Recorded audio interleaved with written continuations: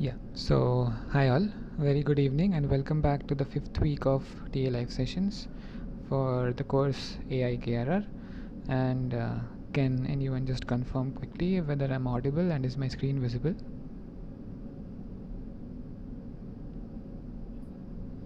Okay, thanks Varun. So yeah, just starting off some uh, with some threads from the previous live session. So, as discussed in the previous live session, I have conveyed all the points, all kinds of feedback to the team, to both Professor Deepak Khemani and Bhaskaran sir, and yeah, it's in their knowledge. And yeah, as far as the questions in the live sessions are concerned, so I would like to suggest one thing. Um let's establish this that we are going to not discuss any questions from the current assignments even if they are very similar. Okay, once the due date has passed we are going to discuss those questions, we can discuss those questions, but otherwise we'll keep the focus on the current questions in the slides. And if there's some specific topic or some questions from some specific topic that you would like to be discussed, then it would be better if you can make a post about that on the discussion forum, because that will help me prepare accordingly. Okay, so yeah, that's what I wanted to say before starting the session. And without further ado we can get started. So this week we will be discussing some questions from week 5 of the course, and this is the first question in front of you. Okay, so it's a simple question about the soundness and completeness of two methods that you may have seen in the week 5 content of the course. These are forward chaining and backward chaining, and you have to decide whether these are sound or complete. And I'll let you think a bit about it and then we can discuss the solutions. In the meantime, you are free to post your solutions as messages in the chat box.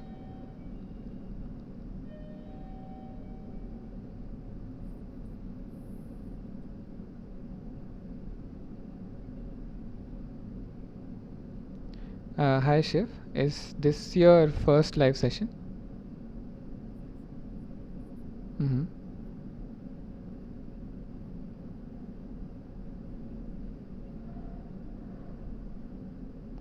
Okay, but I hope you are able to access the recordings that are made available, so that can be of some help. Have you seen the... No, I'm not talking about the Google Meet link. I'm talking about the recorded videos available on YouTube for all the previous live sessions.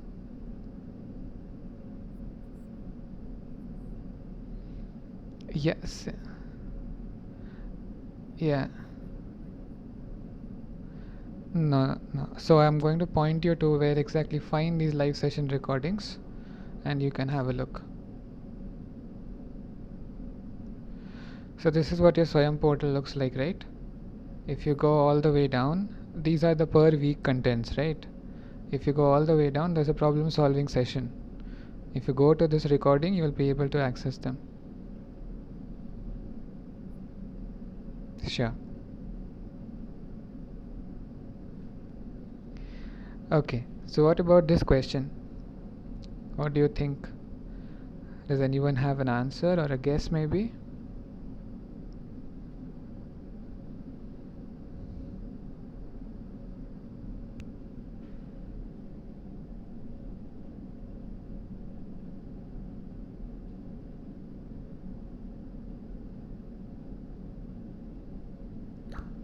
So a hint will be that it's a question straight from the slides.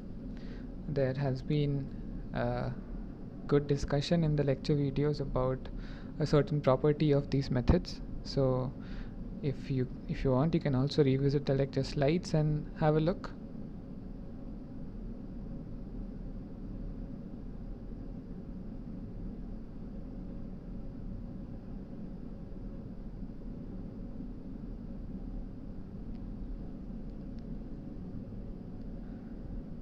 That's right. Thanks for an answer. So Varun says it's A and C, and it happens to be correct. So we know that backward chaining and forward chaining both are sound, but they are not complete, right? So the correct options are A and C. And like I said, it's a question straight from the lecture slides. So for any further clarification, you may visit the lecture slides.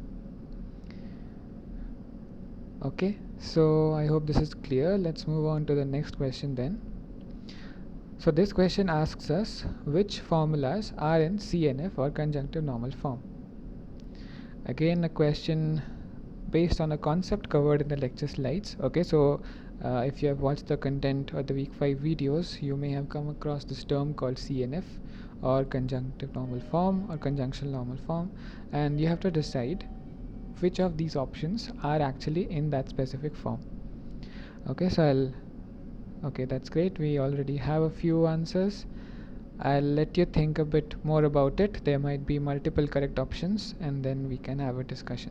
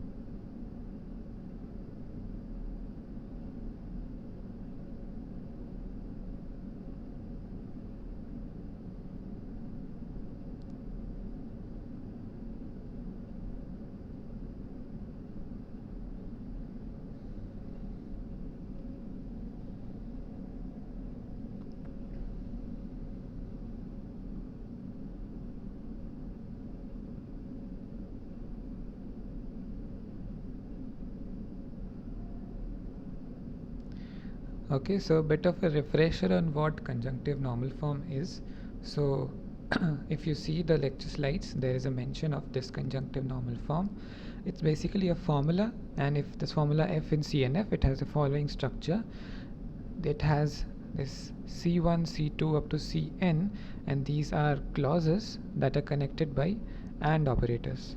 Okay, these are the AND operators, and each of these C's or clauses in turn, these are disjunctions. Okay, these are these TIs that are connected by these OR operators. Okay, so each clause, so a CNF formula is a conjunction of clauses, and each clause is a disjunction of literals. And what is a literal? A literal is either L or not L, or negation of L. Okay, so this is the basic definition of a CNF, or a conjunctive normal form. Based on this, let's have a look at the options that we have one at a time. Okay, so the first option, A or B or C. So this looks like this is in the conjunctive normal form, right? Because we can consider each of this whole thing together, A or B or C. This whole thing together can be one clause. Okay, so because there is only one clause present, we can say that it is in the conjunctive normal form, hence A is a correct option. Now what about B? What will be the different clauses in option B?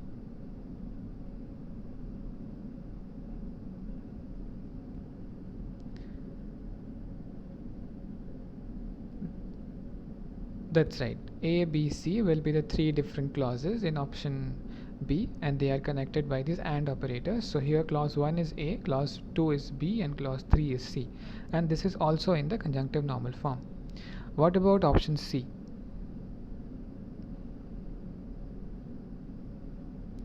Is it in the conjunctive normal form? Yeah, that's right.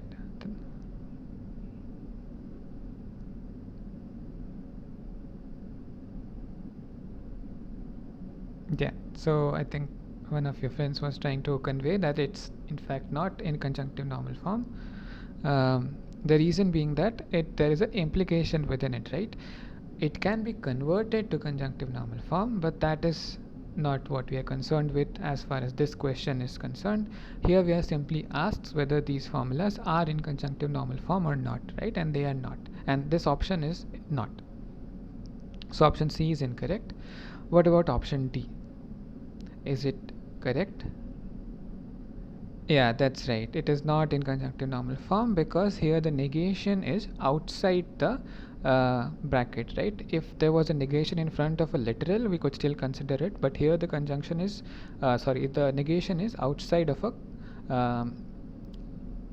this whole bracket of A or B or C, right? Which is a disjunction of A or B or C.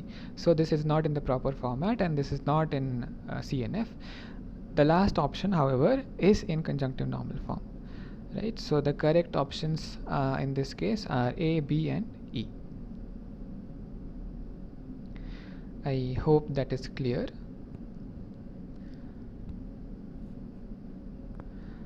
Sure. Sure. Okay. So there are two requests in the chat box, one for option C and one for option E.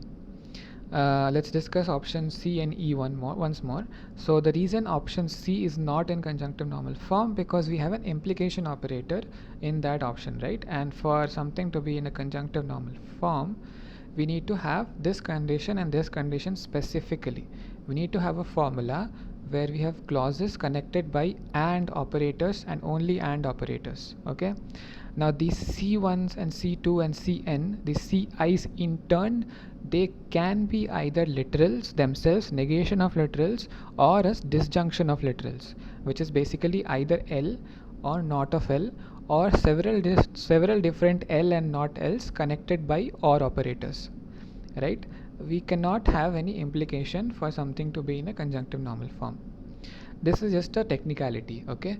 So since we have an implication over here, we cannot say that this thing is in a conjunctive normal form. It can sure be converted maybe, okay? Because if you simplify it, we will have not A or B, which can be one clause, and here we will have not B or A, which can be another clause, and these two will be connected by this AND operator. So if we simplify it, we may be able to convert it to some CNF, but this particular format in which it is given is not in CNF. Okay, so that was option C. About option about option E. So here we have these different literals, right? We have not of A, which is a negation of a literal A. We have literal B and literal C. So these are connected by these OR operators, right? So this whole thing becomes one clause. Okay, not A or B or C is one clause, and similarly not C or not D or E, this is the second clause, and these clauses are connected by this AND operator. So this is in CNF. Okay, I hope that helps, Varun and Achal.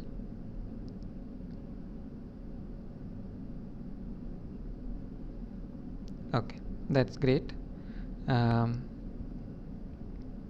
Okay, then let's move on to the next question, which is the third question.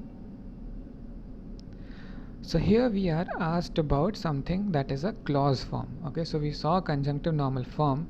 Now we are asked about a clause form. So again, like CNF, clause form also has its own definition, and we have to select among these 5 options which of these are in clause form. Okay, so again I'll give you a couple of minutes to go through the options, and then we can discuss about which of these are correct or incorrect.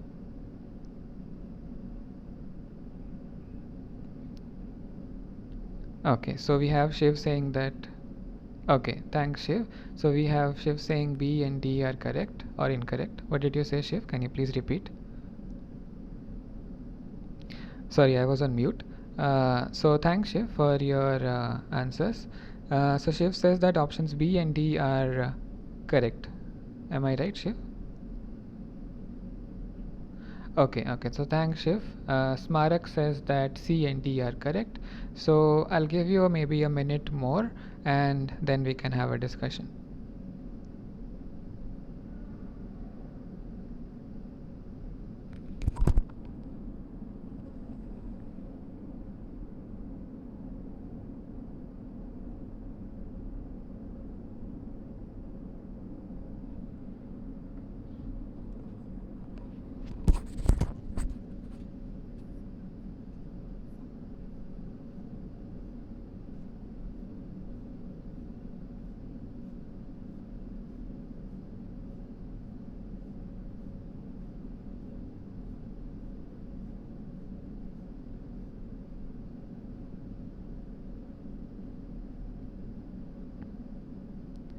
Yeah, thanks for your question, Varun.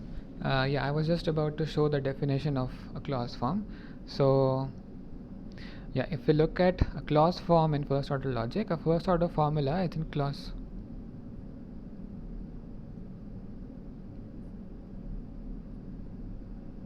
That's right, yeah. So we should use the correct terms for this. So these are universal quantifiers, and the sum that you are referring to is the existential quantifier, right? So we should have something in this shape which is similar to the conjunctive normal form, and we should have all universal quantifiers, right? So this is the definition. We have for all x1, for all x2, up to for all xv, for v different universal quantifiers, and we have these c1 to cn, where each ci is a clause made of disjunction of literals, okay? And each literal is an atomic formula or its negation. So yeah, that's what Varun said is correct. So based on that, let's have a look at which of these options are correct and incorrect. Okay, so let's look at the first option.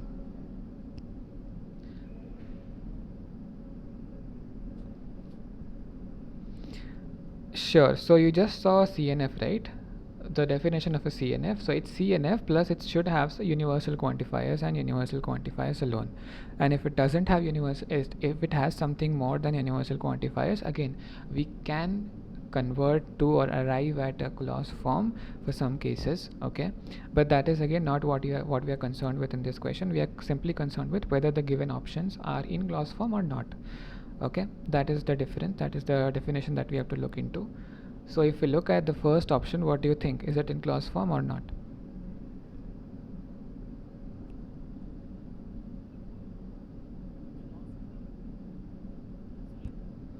That's right. So one big giveaway in the first two options is that they both have a existential quantifier within them, right? So those two would be incorrect. Whereas for option C and D, let's have a look at the structure. So we have this for all x, for all y. So we have two universal quantifiers. We have a disjunction of all these different terms, right, or literals, right? So this whole thing, this not of teen x or not of ons xy or not apple y or happy x, this whole thing is one clause, okay? And as far as option D is concerned, so here we have the same thing, but it's just represented in a slightly different way. So instead of writing these for all x, for all y quantifiers, we just have written it in terms of this question mark x, which is another way of saying that x is universally quantified and y is universally quantified, right? So that's why option C and D are correct and A and B are incorrect.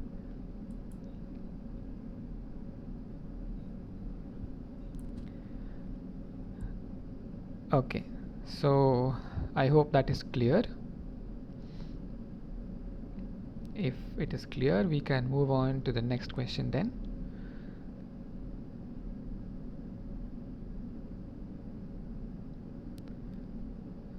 Sure, I'll just show the next question while I answer a message raised in the chat box. So Shashi, you can download these slides again using the same link that I just showed at the starting of the session. So if you go to that problem session recording session,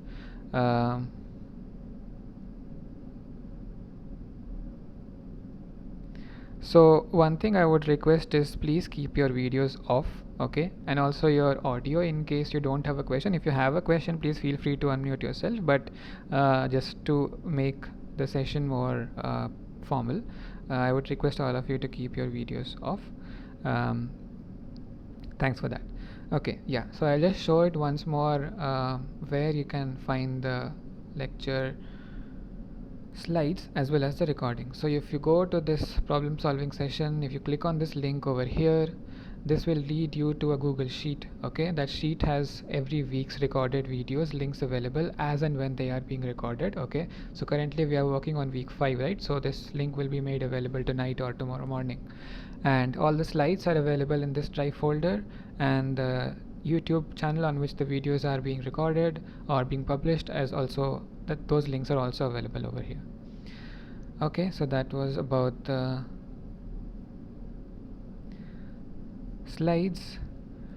And coming back to a question with respect to option B from the previous question by Sashi and Achal. So I'll just quickly go over, okay? And the reason why both option A and option B are incorrect is that they have an existential quantifier within them. Like I said, we may be able to convert this to a clause form by doing some simplifications, right?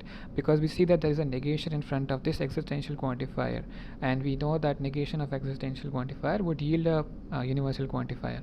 But we are not concerned, at least in this question, about whether we are able to reach a clause form or not. We are just asked whether this given option is in clause form or not in clause form, right? So based on that specific question, this is not in clause form. So I hope that helps. And about question 4, which is the next question. So here what we are concerned with is we are concerned with the conjunctive normal form of a certain formula that is given to us. Okay, so here we are given a formula that is not in CNF, and we have to arrive at the CNF form of that formula. Okay, so the formula that is given over here is like this. We have A and B implies C, or A and B and D. Okay, so you have to work it out, simplify, and see first of all whether this can even be converted to CNF or not. If it can, then you have to choose one of the options among these, which would be a correct simplification of this particular formula and in CNF. Okay, so I'll highly encourage that if you have a pen and paper around you, you try to work it out right now. Okay, I'll give you maybe 2 or 3 minutes, or more than that if you want, and then we can go through the step-by-step solution. Okay. Okay, great.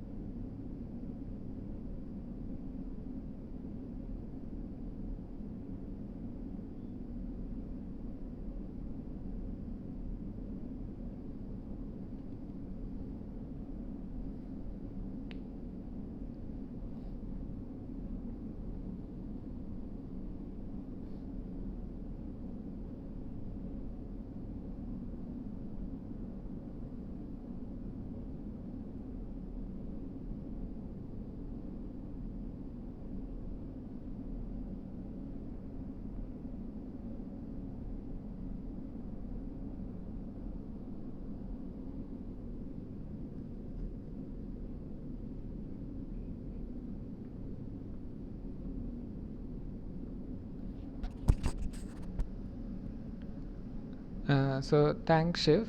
So I'll give you one more hint. Maybe look at your solution once more.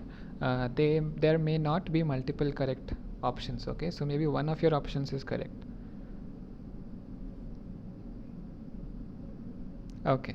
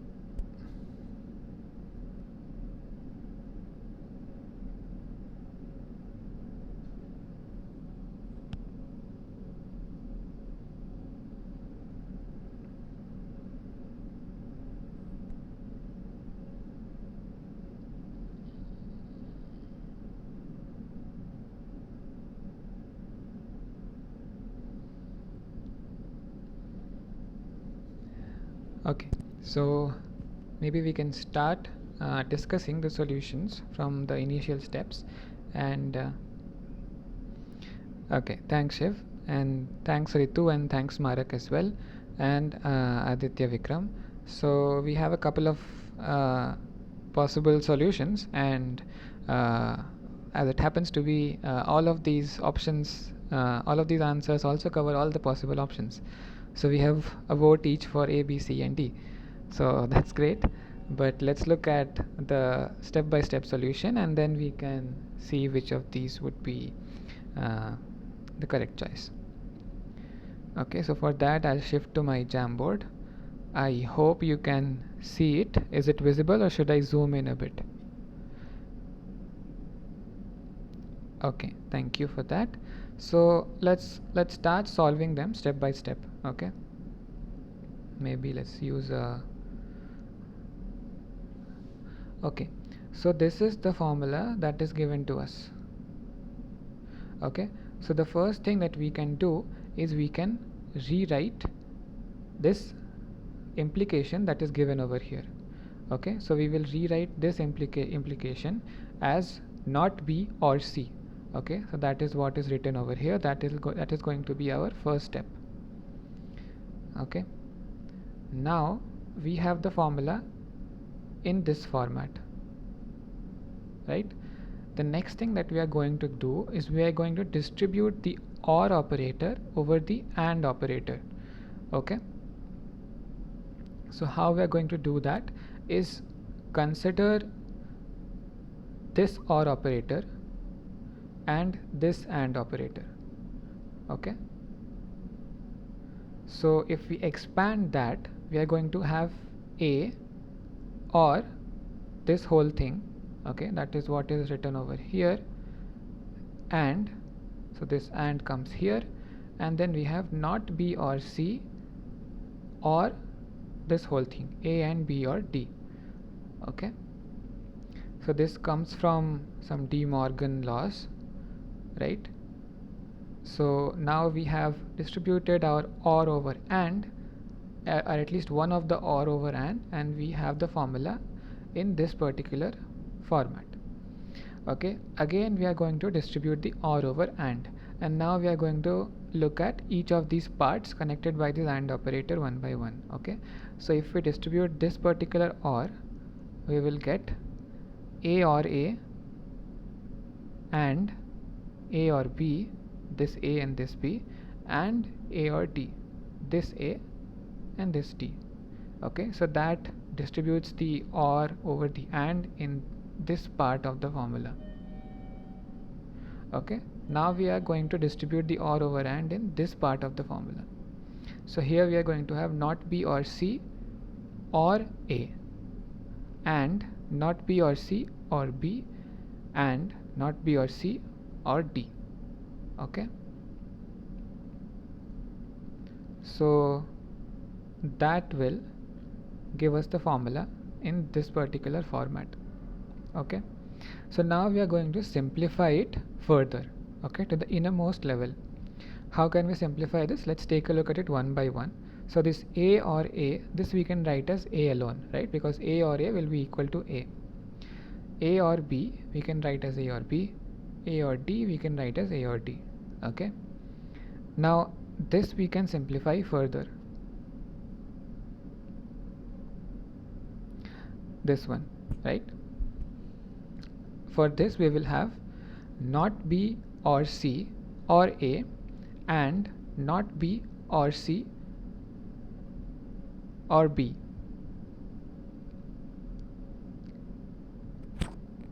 Okay, and then we will have AND of not B or C or D. So is that clear? So now we will have the formula till this step. Is it clear until this point? Any confusion up till this point?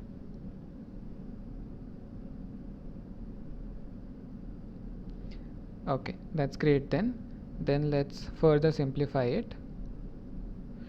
Okay, so now that we have arrived at the simplification till the innermost level, let's remove the unwanted parentheses that we had for all these steps, right? So we remove everything, okay?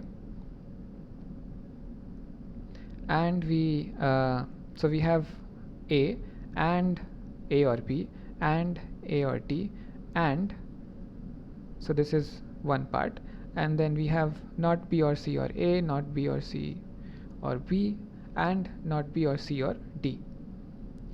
Okay, so since all of these are basically connected by AND operators alone, we can do away with all parentheses and we will be arriving at something like this. Okay, where all of these individual clauses are connected by AND operators and all of these are disjunctions, right? Either literals or negation of literals or some disjunction of literals, right? So you can already see that we are in some kind of a form that is closer to the CNF. Okay, but we can further simplify it a bit. Okay, we can simplify these kind of terms a bit more. So not B or C or B, this will be equivalent to true, right? Because we have both not B and B. Okay, so not A or not B or B, this will be equivalent to true, right? So we can replace this with true, and anything and true will be equal to the same thing. So this will be equal to alpha itself,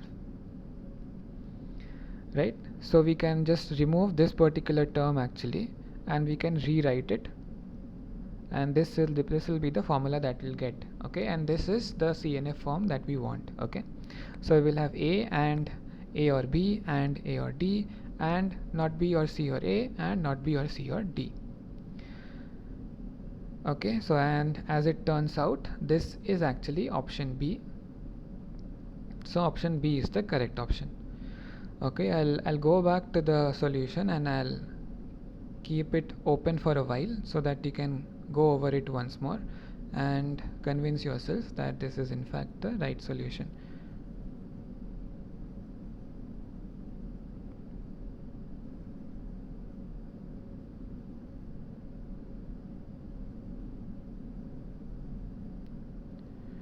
Okay, that's great then. So maybe leave it for one more minute and then we can move on to the next question in case there are no doubts.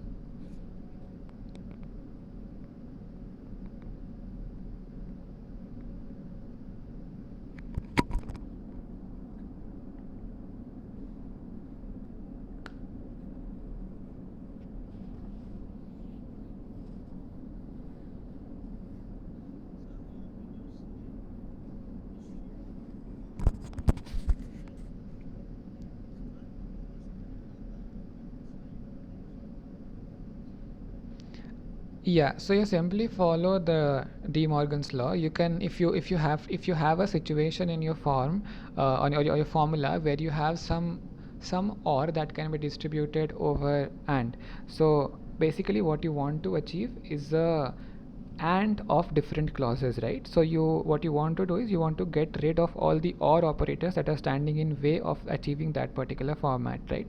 So you want to put all your or operators within one clause, and you want to connect all these clauses with your and operators.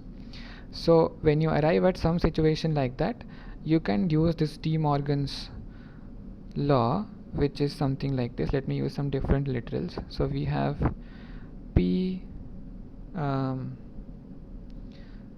let's say P and Q. Yeah, just a moment, Shiv. Maybe let me finish with this and then we can discuss that. So let's say this is P or Q,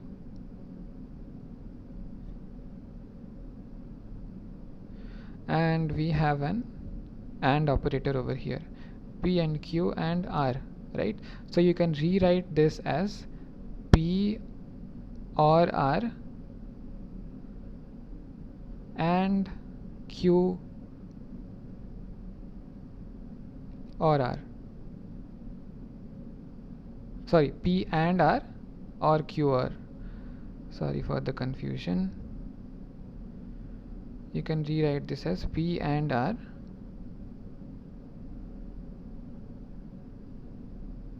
or Q and R. Okay, so this is one way of simplifying. You can do the same thing if this and or were interchanged. If there was an and here and or here, you could do a similar kind of simplification, but that wouldn't be of help to us, right? So essentially you can use whatever these different formulas are that you have at hand to simplify your formula that gets you closer to your conjunctive normal form. Okay, so we are doing something like that itself in this second step over here when we are distributing this or over the and, right? So we are distributing this or over this and, right? So we have this a or this whole thing that becomes one part, and this and gets outside, which is over here, and we have this not b or c or with this or this whole thing.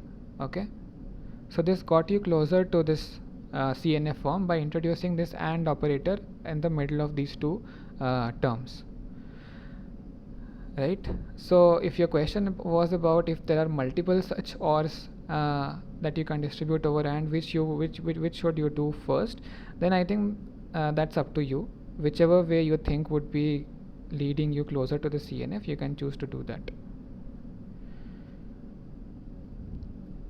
Okay, I hope that was helpful. Yeah, so Shiv, you had a question, please go ahead.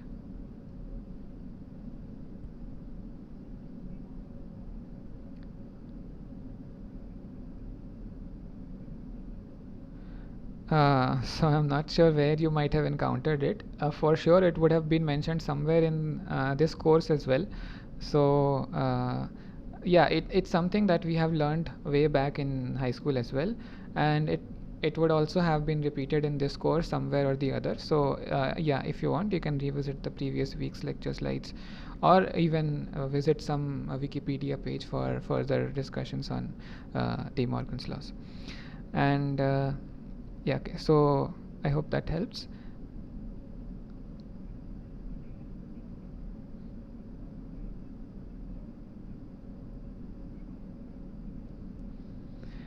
Yeah. So yeah, so you can have a look at it and see they are essentially the same. They may be representative using in different ways, but yeah, it's the same thing that you had learned initially. And coming back to one doubt in the chat about the last line, so this line basically just tells us that we are just rearranging these terms, right? So we have a conjunction of different clauses, right? And here we have B before C, that is before A, right? So we are just rearranging and writing A before B and then C. This is just for it to look better, right? It doesn't mean anything. To make the formulas look pretty, sort the literals in ascending order. Yeah. Mm-hmm.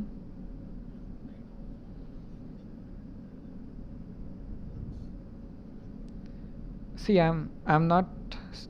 So yeah, thanks for the question, Balaji. So I am not sure what kind of format the exam is going to be.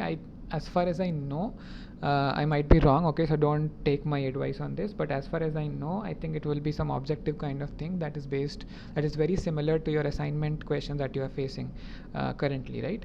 So it's not necessary that you have to write each and every detail of every step to arrive at the final solution. As long as you are understanding the steps that you are doing, you can use some shortcuts that are convincing, that are comfortable for you. You can skip over multiple steps as well if you feel comfortable to that, as long as you arrive at the correct solution. Okay, so that's what I think of it.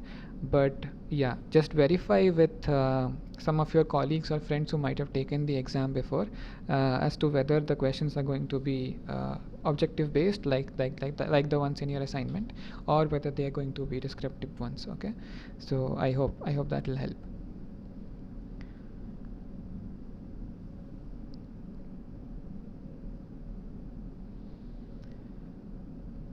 Okay then, so I hope this question is clear, and if so, we can maybe move on to the next question, which is question 5.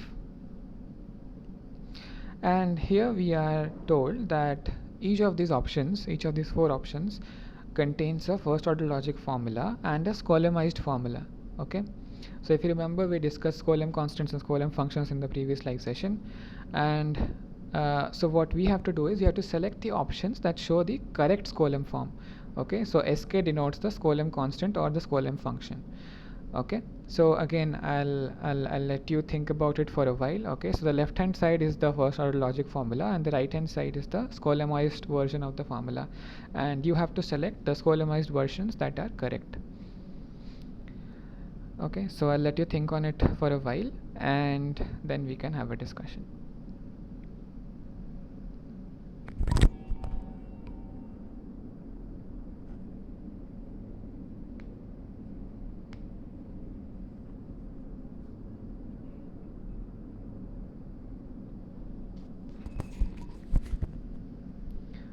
Not exactly. So we consider this is a theoretical question. Of course, this involves some concepts from theory like Skolem constants and Skolem functions, but you have to apply those concepts and check whether these Skolemized versions that are given on the right hand side, whether they are correct or not. So you have to apply the concepts that you learned in the theory.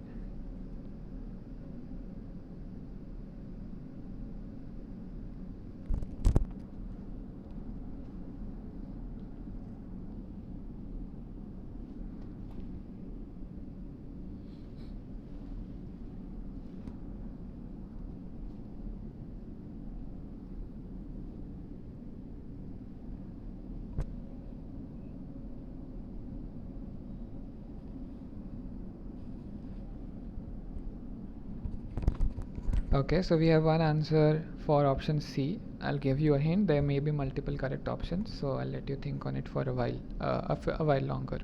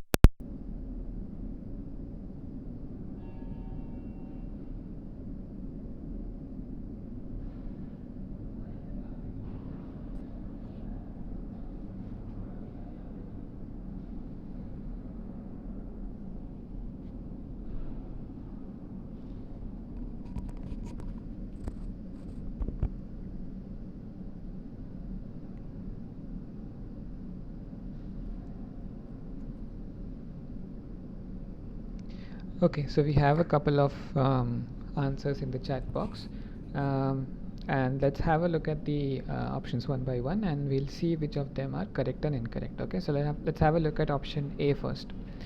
Okay, so option A says that we have there exists x such that for all y, p of x comma y. Okay, so first of all, whether this x that is there with the existential quantifier that is there, should it be replaced by a Skolem constant or a Skolem function?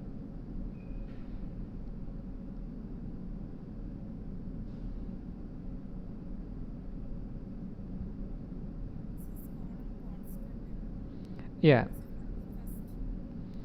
yeah, that's right, Smitamal. Thanks for your answer. Uh, Yeah, sure. So I was asking that whether this in the first option, this existential quantifier that we have, this x that is existentially quantified, whether that should be replaced with a Skolem constant or a Skolem function. And the answer to that would be it should be a Skolem constant, right? Because this existential quantifier x is not in the scope of the universal quantifier, which is y, right? So in that case we will replace it with a Skolem constant. If it had been in the scope of a universal quantifier, which is the case in option B, right, then we would replace it with a Skolem function. Okay, so let me switch to the Jamboard. Okay, so this is the first option over here. Okay, so we first eliminate the existential quantifier. Okay, and when we do that, we replace this x over here with a Skolem constant. Okay, and then we remove the universal quantifiers and replace it with this question mark notation. Okay, so this is the Skolemized version, which is p of sk1, which is just the Skolem constant 1, question mark y, which is universally quantified y. Okay, so this is in the correct format. Okay, so this is true, so option A will be correct.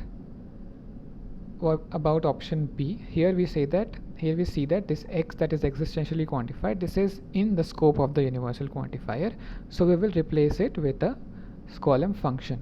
Okay, so for option B, when we do the existential quantifier elimination, we will replace this x with sk1y, and then we will remove the universal quantifiers to put it in the question mark notation. So this is also correct. About option C, okay, so this is what we had at hand. Okay, so let's simplify it further. So we remove this implication first. Okay, so when we remove this implication, we will have for all y, not of this whole thing. Okay, not of this whole thing or ry, right? So now we have something like this. Sorry about that. We have something like this. Now we will push this negation, this one, to the very end, the deepest level that we can. Okay, so as we push it, this negation of there exists x will be converted to a universal quantifier, right? So we will have for all y, for all x, not of px comma y and qx or ry. Okay, this is the formula. Okay, and we further push the negation inside, then we will have not of px comma y or not of qx. Okay, and then we move all the universal quantifiers to the leftmost possible. So we will have for all y for all x, and we have this. Okay, we remove the parenthesis, so we will have for all y for all x, not of px comma y or not of qx or ry. Okay, so here you see we did away with the existential quantifier, right? We don't even have an existential quantifier in this simplified expression that we have, simplified formula that we have. Since there is no existential quantifier at all, we don't even need to do the step of this this existential quantifier elimination, right? This step we don't even need to do it anymore, because we don't have any existential quantifier in this particular formula, right? So we simply skip to this next step, which is remove the universal quantifiers, and we replace them with this question mark notation, and this is what we get. Okay, so this is option C basically, if you verify. So this is option C. So again, option C is also correct. Option D is incorrect, because just like we said, there is no existential quantifier left after simplification. So the question of having a Skolem constant or a function doesn't even arise in the Skolemized formula. Okay, so for that reason option D is incorrect, but options A, B and C are correct. Okay, I hope that helps.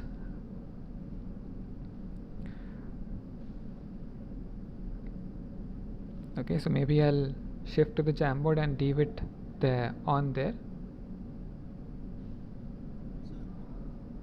Yeah. Mm-hmm. Yeah. Can you please repeat your question? Mm-hmm. Yeah, option D.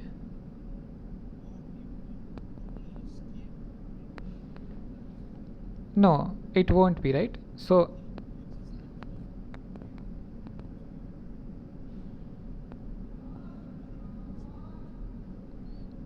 no. The C. It's the same thing, right? Option C and option D both have the same expression on the left hand side, right? So the correct answer will be this. Yeah. Yeah. Yeah. Okay, that's great. Yeah, exactly. Okay, so I'll just leave the Jamboard on for maybe a minute and then we can shift to the next question.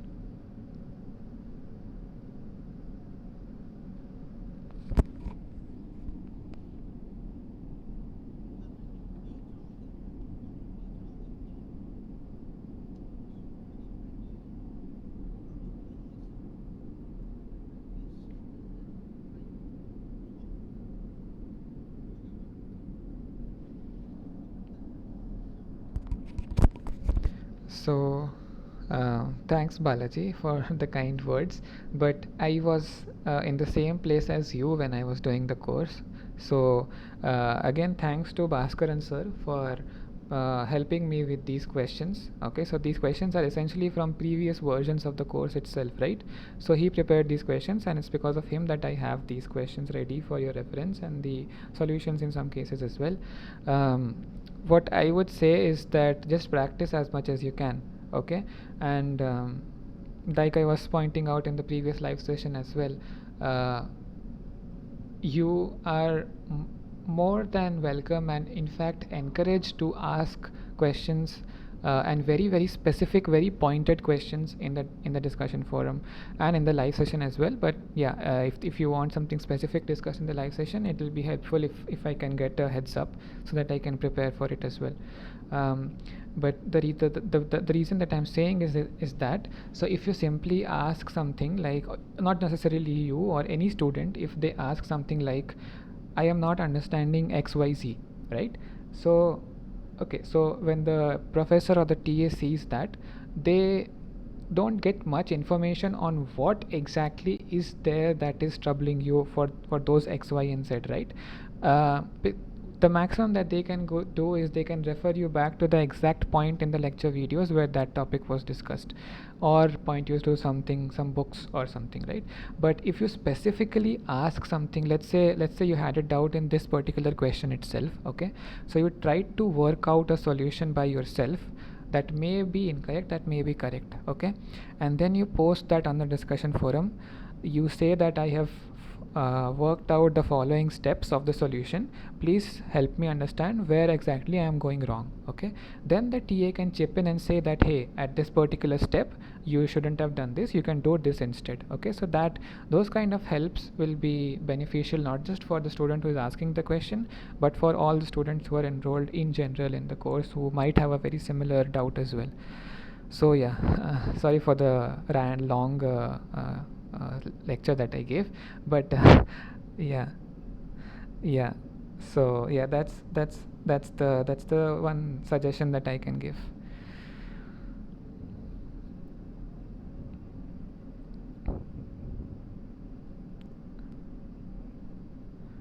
Sorry, Shiv.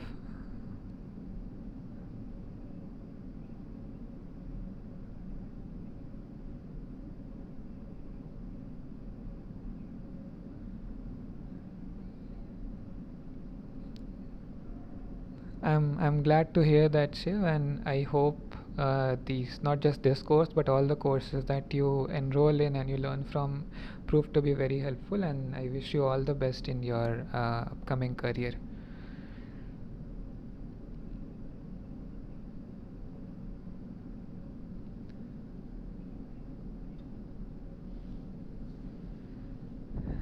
That's okay. I mean, these numbers are just for any student to learn from the mistakes and then move forward, right? So you can learn from the whatever mistakes you made. You can also praise yourself for all the things you got correct. Okay, so don't forget that. You praise yourself for all the things you got correct. You learn from the mistakes you made, and then you move ahead, right? Yeah.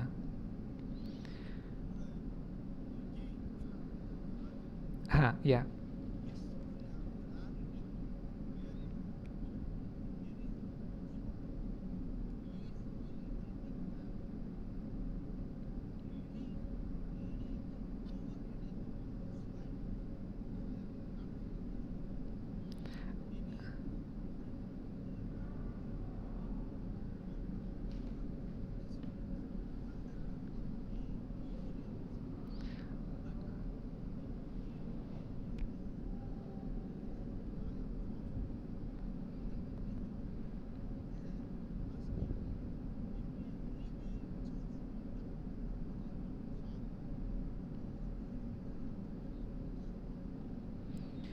Uh,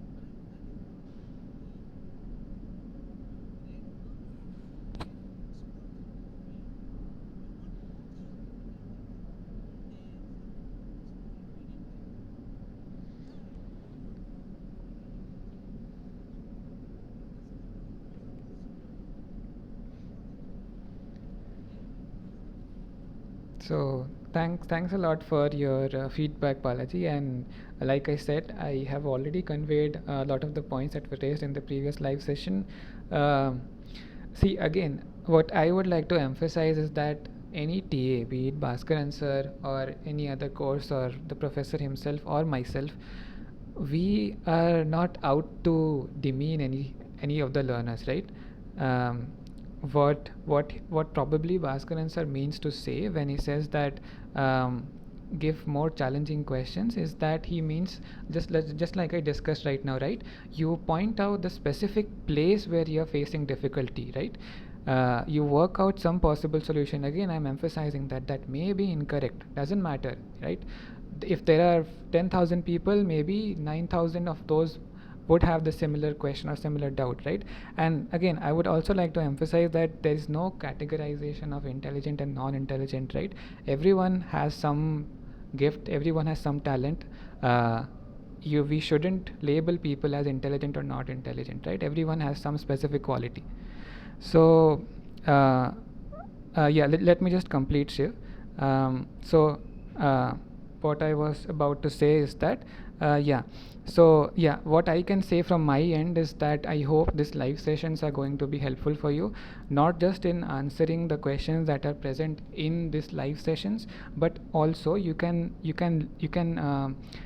take away some points from the way that we are approaching problems or questions in this live session, and then you can try and apply something similar. Okay, not maybe the question won't require an exactly similar approach, but you can learn from the different approaches that we see in this live sessions or from the practice assignments, right?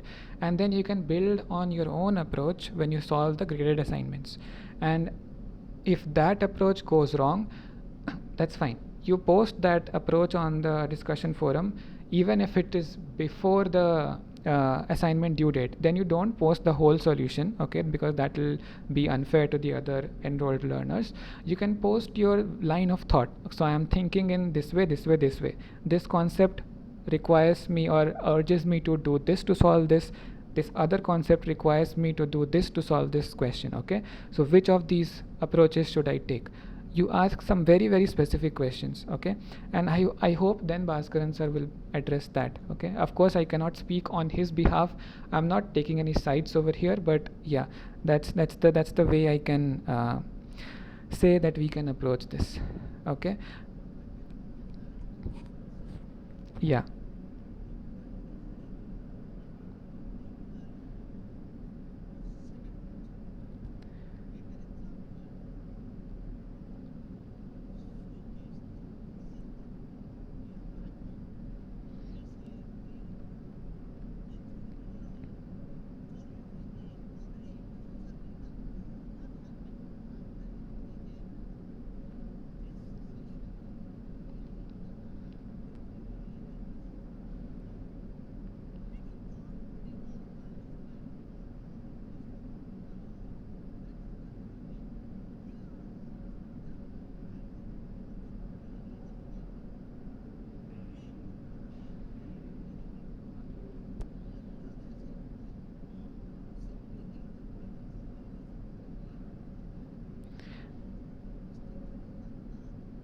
Okay. Okay, so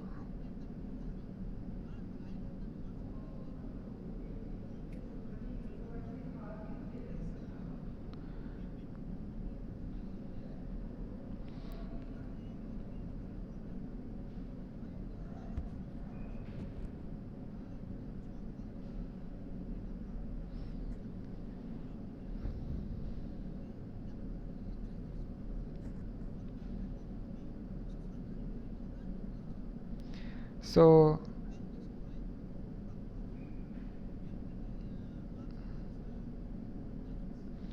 So again, thanks a lot for your feedback, Balaji. I would just emphasize one small point. Let's keep the language a bit formal. So just mentioning that once. And other than that, yeah, I highly encourage you sharing your feedback. I highly encourage everyone sharing their feedback, not just here. Okay, so yeah, these sessions are recorded. All of these feedbacks are recorded. They are put up on YouTube. They are public. Everyone can view that. But the issue is not everyone views that. Okay, the videos are mostly viewed by learners in the course. If you want your message to reach the main team, I would encourage you write your opinion, write your feedbacks to the NPTEL team, to the discussion forum. Okay.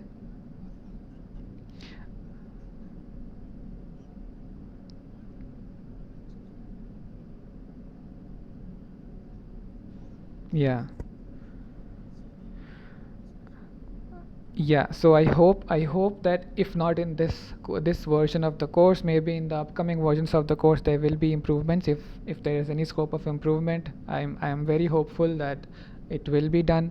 But I would also encourage, if the other students and other learners who are also sharing a similar feedback or similar experience to Balaji, you also write to the NPTEL team. Okay, don't hesitate from writing down your feedback, positive or negative. Okay, doesn't matter. If you have a strong negative opinion, you write that to the NPTEL team. If you have a strong positive opinion, you write that to the NPTEL team.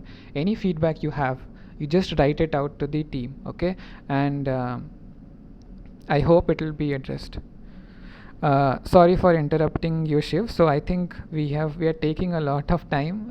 Maybe we can continue with this specific discussion towards the end of the live session. But in the interest of the learners who are waiting to go through the other questions, maybe we can resume with the questions, and towards the end we can come back to this discussion. Would that be okay?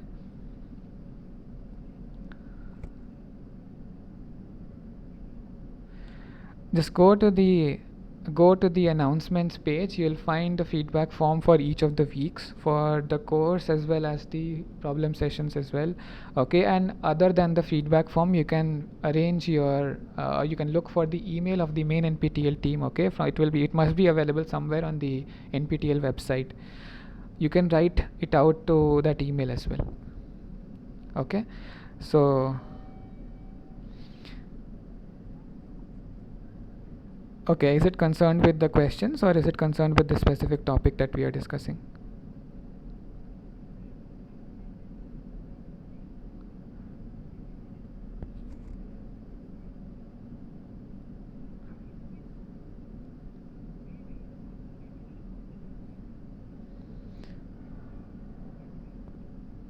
Okay, so your question is about whether KB1 and KB2 are consistent or inconsistent, right? So that is actually the question that is being asked over here in question 6. Uh,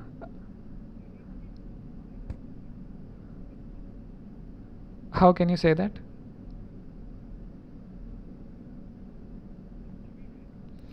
No, you cannot say that the first knowledge base is always going to be consistent, right? You have to check whether a knowledge base is consistent or not.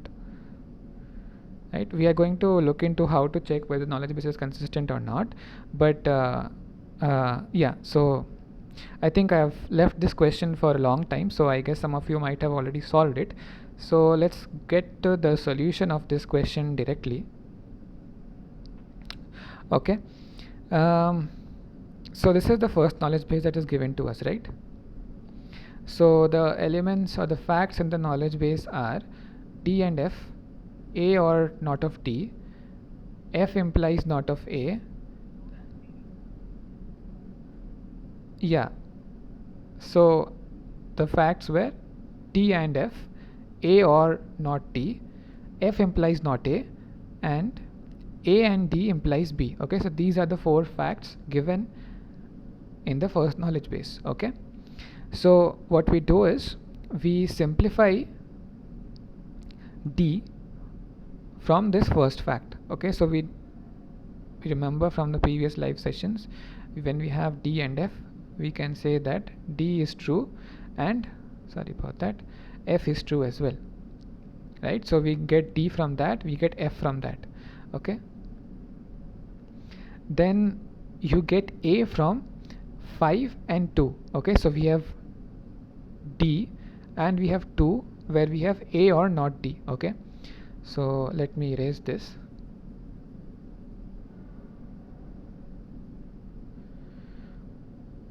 So you have A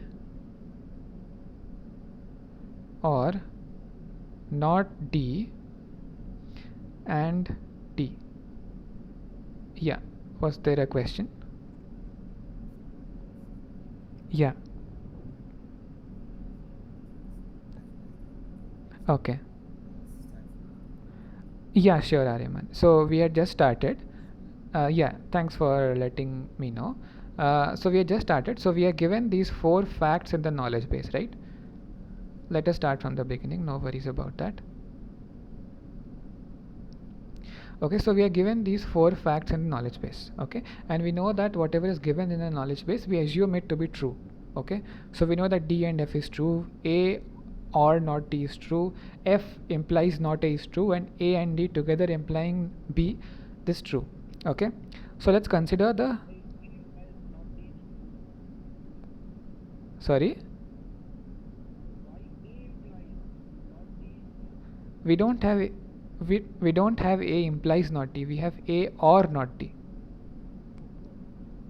Yeah, yeah, just because this is a fact in the knowledge base, it's given as per the definition of knowledge base itself, whatever is given in the knowledge base to us, we assume it to be true. Okay, yeah, So let's consider the first fact, okay, which is D and F. Okay, so for D and F to be true, both D and F should be true together, right? So we can simplify that and we can arrive at fact number 5 and 6, okay, which is D is true and F is true. Now you use this fact that D is true and you use the fact that A or not D is true, okay. Now for this OR term to be true, what do we want to have? We know that D is true, so not of D will be what? False, right? So if you want A or false to be true, we need A to be true, right? So A will be true using this facts 5 and 2, and this thing that we just did is called disjunctive syllogism. Okay, now from rule or not rule, fact 3, which is F implies not of A, and F that we derived from the first fact. Okay, so we have F implies not of A and we have F. So using simple modus ponens, we can say that not A is also true. But this is the point where you notice that you have an A and a not A in your knowledge base, right? So these both cannot be true simultaneously. That is why knowledge base 1 is actually inconsistent. Okay, now let's look at knowledge base 2.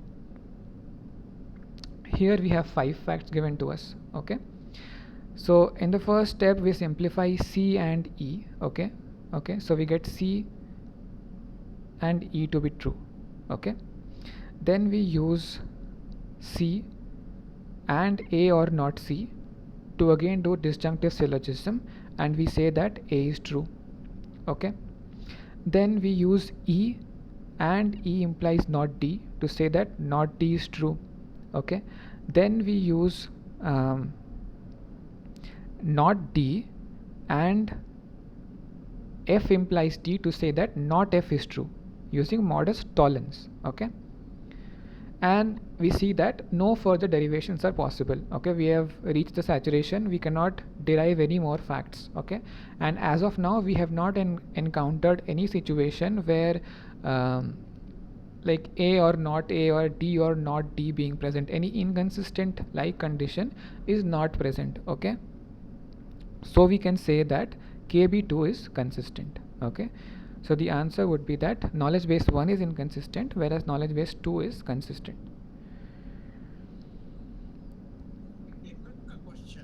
Yeah. Mm-hmm. Yeah. Yeah.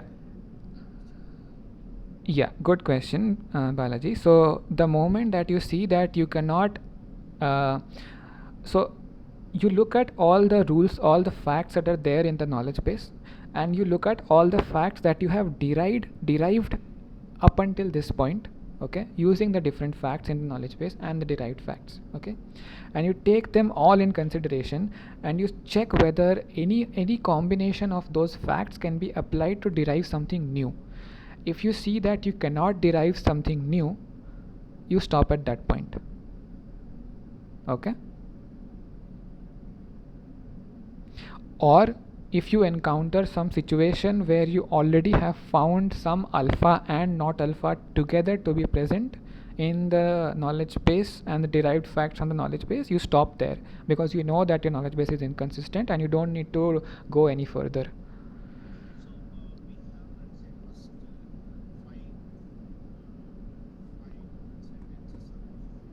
Yes, yes.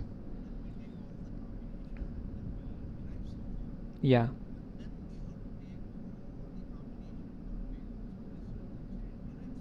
Yeah. Yeah.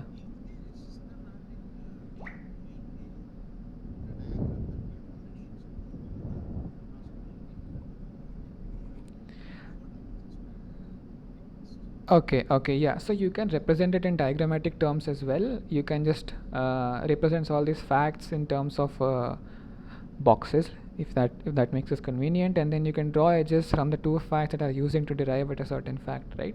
And I think there must be examples of that in the lecture slides.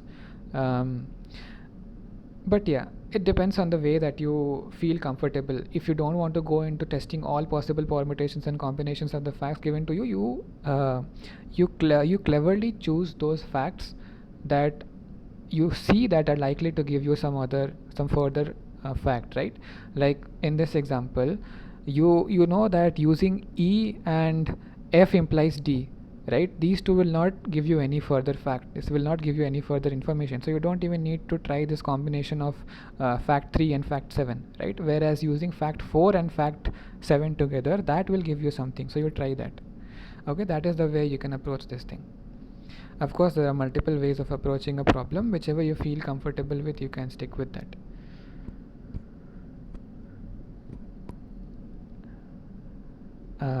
I suppose there were a few more questions. Maybe Aryaman or Sakshi, either of you, I think, were trying to unmute yourself. Do you have a question that you would like to ask? Yeah. In knowledge base 2, right? Okay, sure. So let me erase these marks so that it's clearer. Okay, so what we did in 9 was we used fact 7 and 4. Okay, so what is fact 7? Fact 7 is that E is true. Okay, this one. And what is 4? Fact 4 is that E implies not D is true. E implies not D. So using these two facts, we can apply modus ponens, right? And we can say that since E is true and E implies not D is true, therefore not of D will be true. Okay, so that's what we have derived over here in step 9. Similarly, in step 10, what we have done is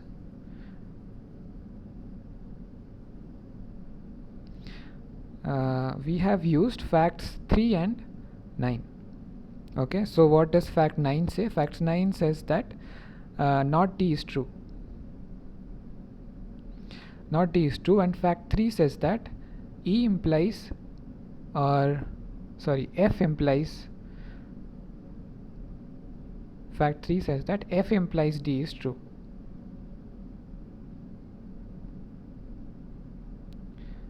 Right? Using these two, you can use modus tollens, okay, which is that if you have A implies B and not B to be true, you can say that not of F is true. Okay, so that's what you are using over here. So that's what you did in step 10, and step 11 just mentions that there are no further derivations possible, or essentially there are no further combinations of facts that you can use to derive something new. So you stop at that point and you say that since we haven't encountered any situation where we have some alpha and then we also have not of alpha there, we can say that there is no inconsistency, or knowledge base 2 is consistent. Does that help, Aryaman?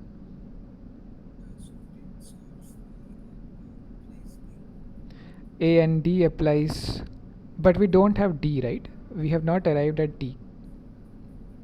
So I suppose you are referring to this particular fact over here. A and D implies B. We have A, but we don't have D. Okay, we have not of D.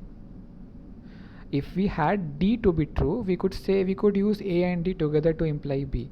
But since we have not of D and not D itself, we cannot say that we can use fact 5. Does that clarify? Okay, great. Thanks for your doubt. Sir, one quick question slash comment. Yeah. When we have this KBD with implication, Mm-hmm. do the implication then write it down as say F implies D, negative of F or D, then Mm-hmm. it is much easier to cancel terms etc. and derive the further. That's how I used to. Okay.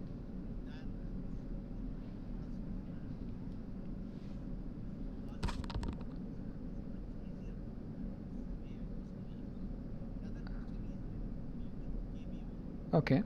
Any element factor, let's say a negative a comes immediately we stop saying that a is inconsistent. Any b or minus b there we stop there. Ex- Whereas is a consistent, we have to struggle a lot slightly.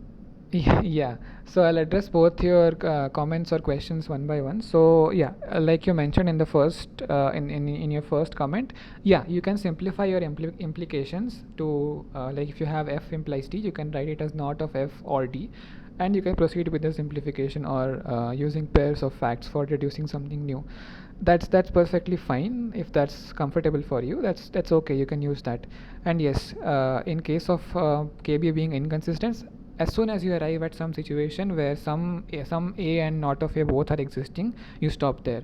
But for consistency, you have to go through all possible combinations, right, and that is so I agree that it will be difficult to go through all possible combinations when we have a very large knowledge base, right?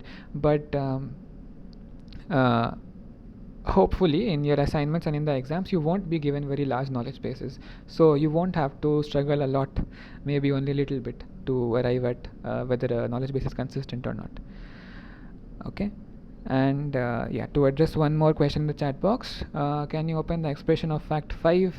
So if you simplify fact 5 further, it would be something like not of um, let me just write it down. Again, sorry for taking some time writing it down because I'm using my touchpad, so it's a bit slow. So we will have not of A or D or B. Okay, so this is what you will get when you simplify fact 5 further.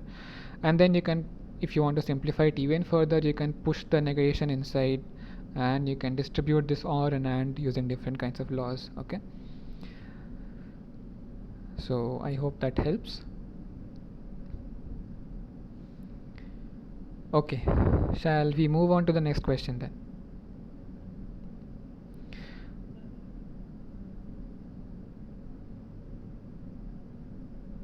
Yeah, was there a question? Okay, that's okay. So let's move on to question 7 then. Okay, so yeah, question 6, as we saw, knowledge base 1 is inconsistent, knowledge base 2 is consistent. Okay. Okay, now the question 7 asks us which of the following clauses correspond to equality axioms. Okay, so again, let you think on it for a while, and then we can have a discussion.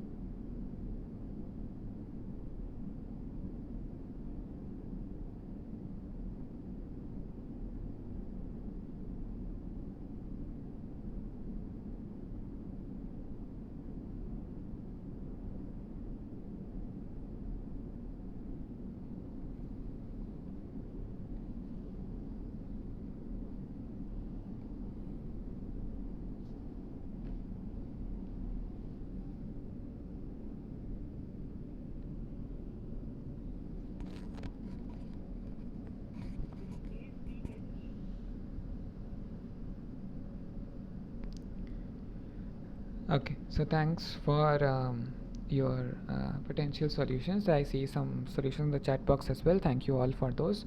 And so I'll just give you a quick refresher. Um, y-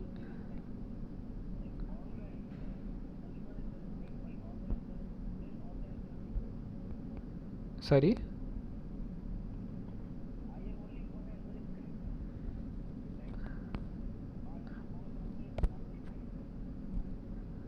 Okay, okay. Let's have a look at all the let's have a look at equality axioms first, and then we can have a look at the options one by one. Okay, so okay, so these are just a refresher. Okay, so reflexivity has something like for all x, x equals to x. Symmetry has for all x comma y, if x equals to y, this implies that y equals to x. Okay, for transitivity we have for all x, y and z, if x equals to y and y equals to z, this implies that x equals to z. Okay, there are a few other things that I would let you go through as per your own free time. So if we look at these options one by one, we see that here we have the universal quantifiers in the question mark notation, right? So that is clear to us, but we also have a negation in front of it. Okay, this is the exact opposite of the reflexivity axiom that we just saw, right? So A would be incorrect. Okay, because for reflexivity we need to have for all x, x equals to x, right, which is what is shown in option B. So option B is correct. Okay, now let's look at option C and D. These both are trying to show the symmetry condition, but the reason why option D is correct is that we need an implication over here, right? Which is what is captured by the option D over here. We know that A implies B is can be simplified to not of A or B, and here we have not of x equals to y. This implies that y equals to x. Okay, so if we simplify that, this will be for all x and y, if x equals to y, this implies y equals to x. So option D is correct, which represents the symmetry axiom. And similarly, option F is the correct one, which shows transitivity axiom. Okay, so this again tells us if you take this negation and this negation common, and then we will have negation of x equals to y and y equals to z. Okay, this together implies x equals to z, which is the same as the transitivity condition. So the correct options would be B, D and F. Okay, any doubts on this question?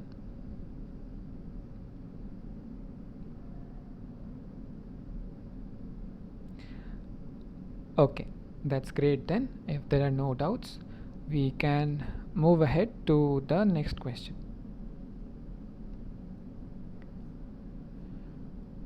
Okay, so here you are given a third knowledge base. Okay, knowledge base 3, uh, which is in clause form, where sk denotes the Skolem constant or function.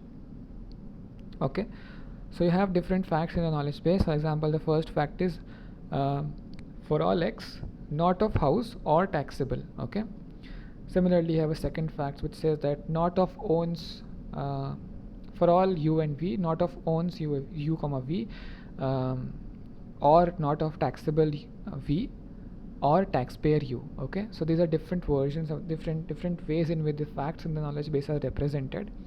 What we are going to do is we are going to use the we are going to choose from among these four options about which of these could be possible resolvents that we can say are true as per uh, the ones that we get when we use the resolution refutation method.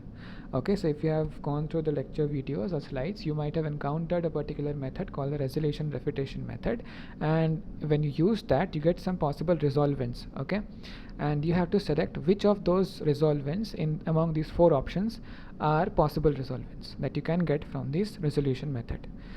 Okay, so again this might take a while, so I'll give you maybe 5 minutes to try to solve this on your own, and then we can look at the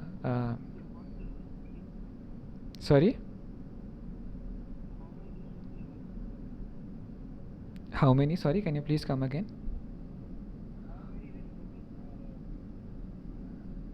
How many other questions are left? Okay, for today, I'm not sure, I have to check. I think two or three more maybe, but yeah.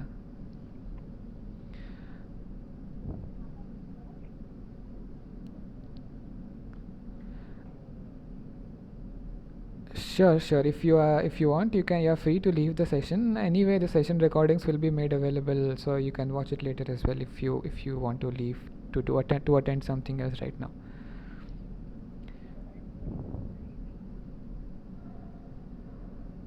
Sure.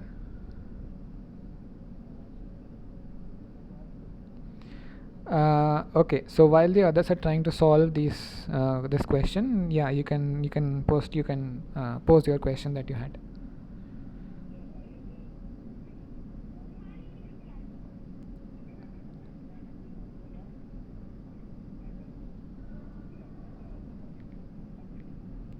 Sorry, can you come again? I think your voice is a bit unclear. Can you come again, please? Sorry about that.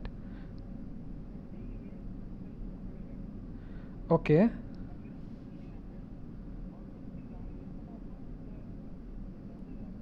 Okay. Uh, okay. So first of all,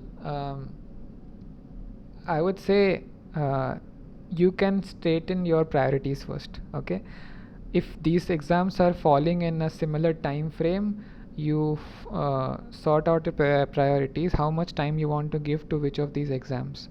Okay, and then you plan your schedule accordingly. You make a schedule, you follow it, and I hope that should smooth things out a bit. Okay, as far as I think you mentioned stress, so I would just like to emphasize that I know it's an easy thing to say but very difficult thing to implement, which is don't take too much stress. I know it sounds very counterintuitive, but uh, see see at the end of the day, I understand that these, especially the JE exam, these could be major exams in your academic career. But what I will emphasize is that this is just an exam. Okay, don't make it a like a crucial point in your day-to-day life. Yes, yes, it's an important thing. You prepare for it. You try your best. You give your best, and that's it. Okay, uh, that's all I can say.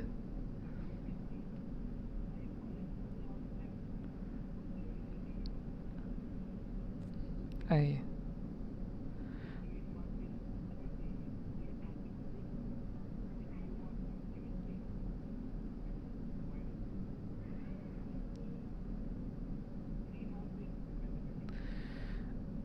I really I wish you all the best. I hope you are able to achieve your goals, and yeah, work hard, and I hope all the hard work will pay off. Okay, so all the best.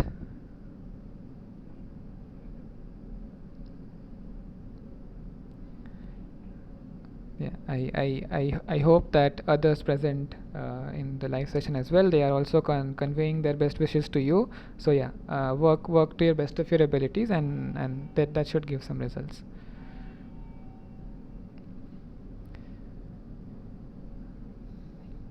Sure.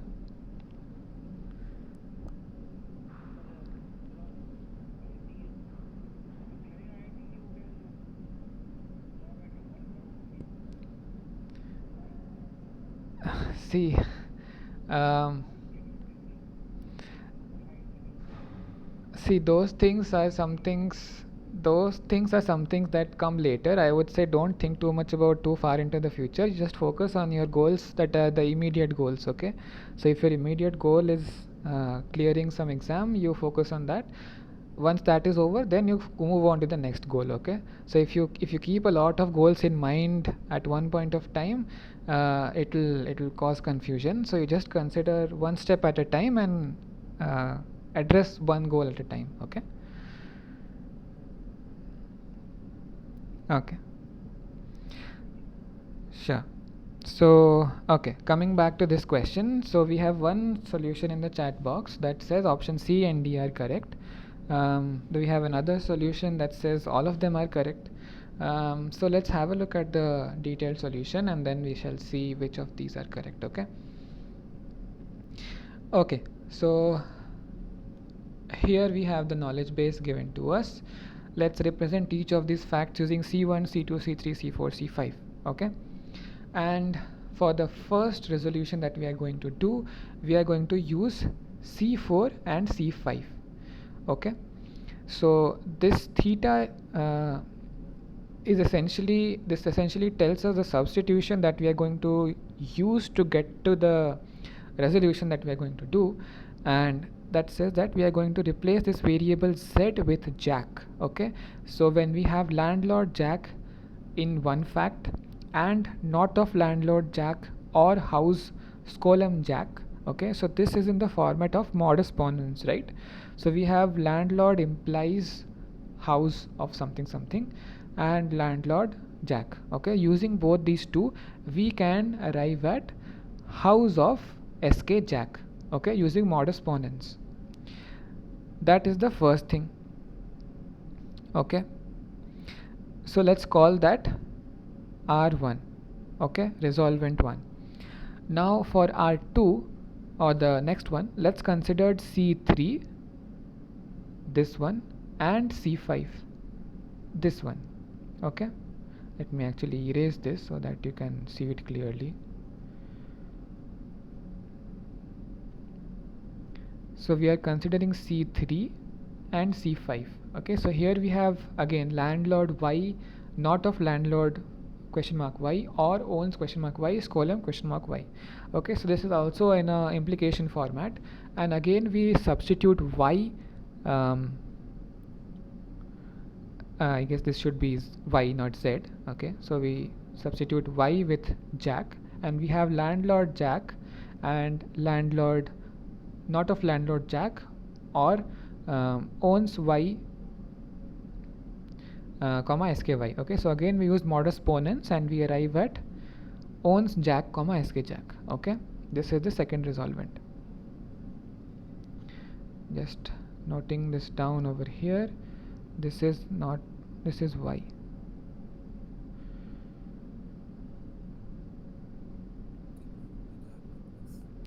Yeah, sure. So let me just write it out in a separate page. So the fact C3 that we had was not of landlord. Okay, I'm not writing the whole thing landlord. Okay, we had not of landlord y or owns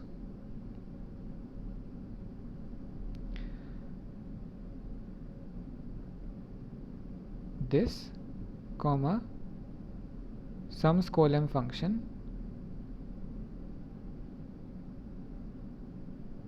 this. Okay, this is C3.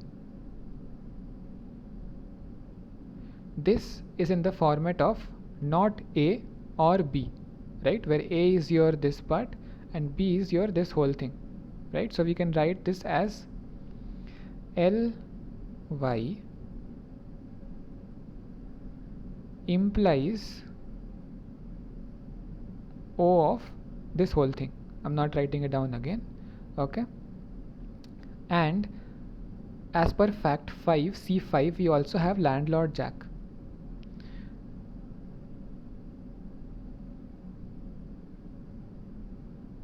Okay, now what you do is you substitute y with jack. Okay, so your theta substitution would be you're substituting this variable y with jack. What this means is that in this instance of C3 you can replace this question mark y with jack. Okay, so I'm not writing down the whole thing. This is landlord jack implies owns jack comma sk jack. Okay, now this is a simple modus ponens, right? We have A implies B and A, so this should imply B, right? So this is this O of jack comma sk jack is what we are implying. Owns jack comma sk jack. Okay, so that is what is R2. Does that help? Okay, so we arrived at R1 and R2. Similarly, we will arrive at R3 by using R1 and C1. Okay, so R1 is house sk jack and C1 is not of house x or taxable x. Okay, so this is also in the form of an implication, right? So we have house x implies taxable x, right? And we substitute x with sk jack. Okay, and then we can arrive at taxable sk jack using modus ponens again. Okay, now we do R4 where we use R2 and C2. Okay, so C2 is not owns uv or not taxable v or taxpayer u. Okay, so again you can substitute u with jack and v with sk jack and write down these r2 and c2, and then you can arrive at this particular fact, which is not taxable sk jack or taxpayer jack. Okay, now using r3 and r4 we have taxable sk jack, this is one fact, and not taxable sk jack or taxpayer jack. Okay, so using these two we can say that taxpayer jack is true, because this not taxable sk jack and not taxable sk jack, these both together contribute to being true, right? So these cancel out in a way. Then using c1 and c2, substituting x with v, okay, we can just substitute a variable with another variable, remember, right? So we arrive at r6, which is house v, or not of house v, or not of owns u comma v, so on and so forth. Okay, and you can go for more resolvents also. Okay, I'll encourage you to do that. Try this on your own, practice it, and try to derive at all possible resolvents. Okay, here we have shown only 6 of them. You can arrive at as many as you can. So if you check this with the with the options that are given to you, you will realize that this owns sk jack comma jack cannot be derived, and not taxpayer jack cannot be derived. Okay, so if we have to go back to the options, we will see that this option B cannot be derived. So the possible resolvents are A, C and D. Okay, so I understand that this can be a bit confusing, especially with all these different variables and notations and substitutions, but again, like I said, I'll leave this on for a while. You can take a screenshot if you want, you can click a pic if you want, and try this out yourself by hand. Okay, try to derive all possible resolvents, and you can verify for yourself why A, C and D are the correct options and B cannot be derived.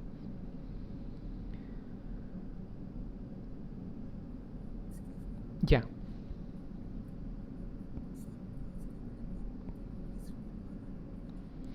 Yeah, sure.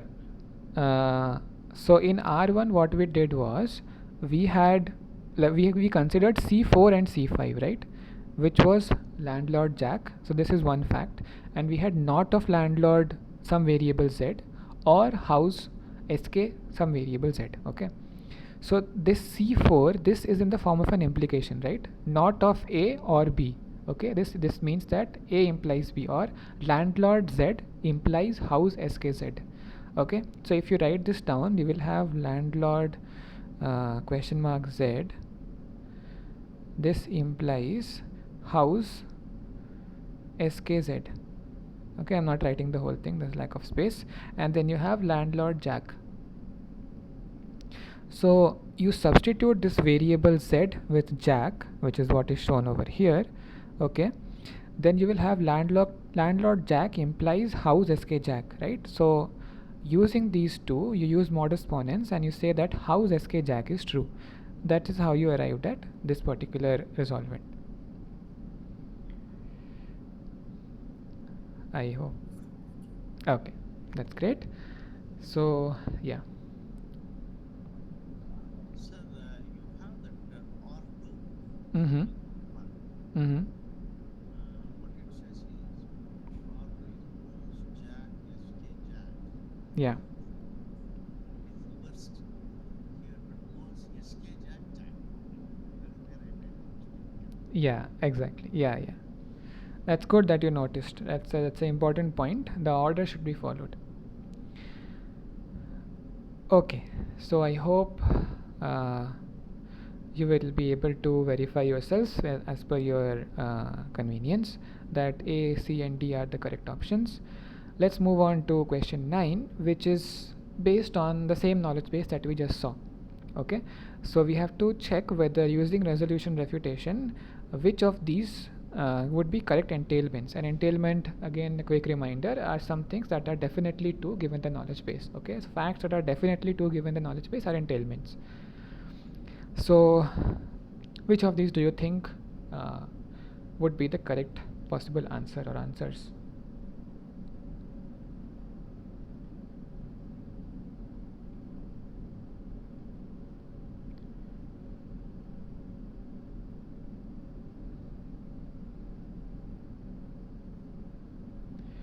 I can show you the knowledge base again. So landlord Jack is true from the get-go. So this will be true, obviously, right? Because this is present in the knowledge base itself. What about taxpayer Jack? Did we arrive at taxpayer Jack? We did, right? Because we saw just in the previous question that this was one of the resolvents produced by the resolution refutation method, right? So option A is also correct. Knowledge base 3 entails taxpayer Jack, knowledge base 3 entails landlord Jack. And since we know that knowledge base entails this, B and D, options B and D become incorrect automatically. Or I shouldn't say automatically, you should actually check all possible resolvents, and you'll see that you can verify yourself that B and D are actually some things you cannot say that are entailed by the knowledge base. Yeah, that's right. I think some of you also answered in the chat box, Marak and Smita.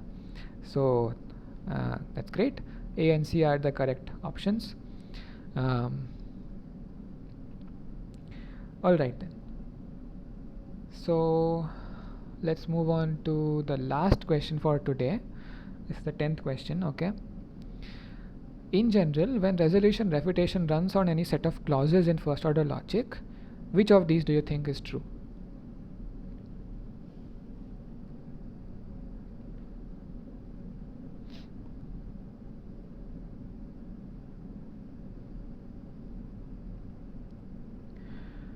D, that's right.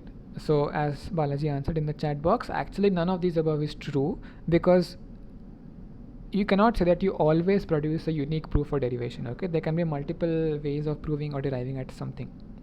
So option A is incorrect. It always terminates with an empty clause. This is also incorrect. Okay, because we cannot say that a resolution refutation will always arrive at an empty clause. Okay, if it doesn't arrive at an empty clause, it will keep on going. Okay, so it won't terminate itself. So options B and C are kind of connected to each other, because it cannot there can be cases where it does not terminate. Option C is incorrect. And because there are cases it does not terminate, we cannot say that it always terminates with an empty clause, right? So option B is incorrect. So all the three options A, B and C are incorrect, and the correct option is none of the above. Sorry about that. Yeah. Okay. So that brings us to an end of the questions from week 5. I hope they are helpful to you. And yeah, we are also nearing the end of our time. So if there are some quick questions, we can discuss it. Otherwise, we can close the session.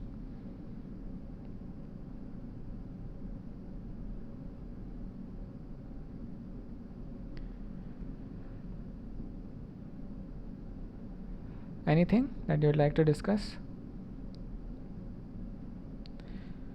Question 9. Okay, so Ritu says question 9 once. So this was like I said, right? We see landlord Jack is already present in the knowledge base, right? Over here, this last fact. So we can say that knowledge base entails landlord Jack. We also looked at that using resolution refutation, we can arrive at this particular resolvent. Okay, so taxpayer Jack, this is something that we can derive from the knowledge base using different kinds of substitutions and resolutions, right?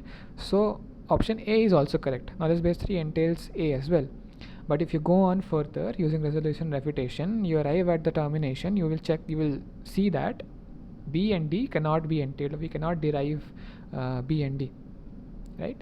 So that's why options A and C are correct, and options A and C are correct, and options B and D are wrong.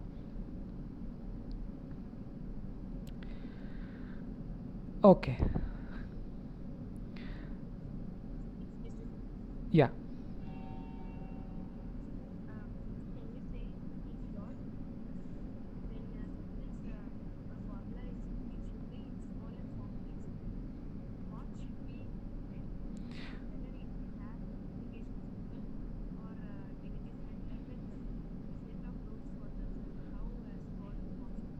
Okay, so that's sure. Yeah. Sorry, I interrupted you. Please go on. Okay, so thanks for that question, Saundarya. I'll actually answer that by pointing you to a resource. Okay. So if you go over here, week 5 lecture material, you go to that lecture material, you see there are the lecture slides and 2 notes given over there. Okay, these notes have been prepared by Bhaskaran sir. So converting to clause form is something that is one thing that you can go through, and scholemization example is one thing that you can go through. Okay, so this has every step written step by step, what exactly you are doing, okay, why you are doing that, and finally when you arrive at the scholemized form, what exactly do you get. Okay, so I hope this will help you understand what exactly you have to do to arrive at the scholemized version of a formula. Okay, there are some more things also, you can go through those. Okay. Yeah, Subhashini, I'll try my best to get the video uploaded as soon as possible. Okay, so if there are no further questions, we can close the session, and thanks all for attending, and let's meet next week.